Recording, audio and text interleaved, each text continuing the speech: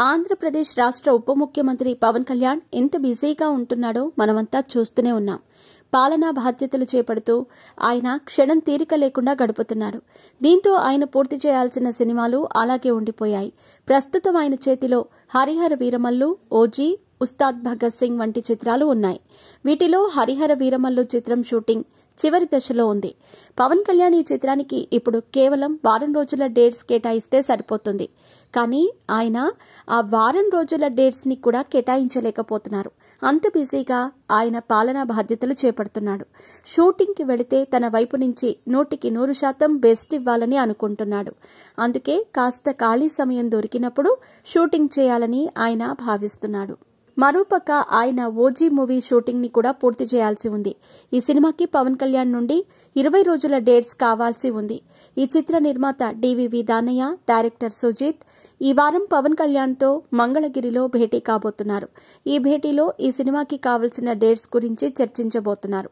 ఫిబ్రవరి నెలలో ఆయన ఈ చిత్రానికి డేట్స్ కేటాయించే అవకాశాలున్నాయి.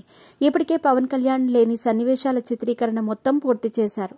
రీసెంట్ గానే బ్యాంకాక్ కి వెళ్లిన మూవీ టీం అక్కడ ఒక ఐటమ్ సాంగ్ తో పాటు విలన్ గ్యాంగ్స్ పై పలు యాక్షన్ సన్నివేశాలను కూడా చిత్రీకరించారు. అవి అద్భుతంగా వచ్చాయని తెలుస్తోంది. ఇటీవలే తిరుమలలో దర్శనం చేసుకున్న ఈ చిత్ర నిర్మాత దానయ్య మీడియాతో మాట్లాడుతూ త్వరలోనే విడుదల తేదీని ప్రకటిస్తామని చెప్పుకొచ్చాడు. ఇక హరిహర వీరమల్లు సినిమా విషయానికొస్తే గత వారం రోజుల నుండి బాబీ డియోల్ మీద కొన్ని సన్నివేశాలను చిత్రీకరిస్తున్నారు. మార్చి 28వ తారీఖున ఈ చిత్రాన్ని విడుదల చేయబోతున్నట్టు అధికారిక ప్రకటన చేసిన సంగతి తెలిసిందే. అయితే ఇప్పుడు పవన్ కళ్యాణ్ పార్టీకి సంబంధించి చాలా వరకు షూటింగ్ బ్యాలెన్స్ ఉండటంతో ఆ తేదీన విడుదల అవటం అనుమానమే అనే వార్తలు కూడా సోషల్ మీడియాలో చక్కర్లు కొడుతున్నాయి. క్లైమాక్స్ తర్వాత 8 నిమిషాల పాటు పార్ట్ 2కి సంబంధించిన ఒక క్లిప్ హ్యాంగర్ ని ప్లాన్ చేశారట మేకర్స్.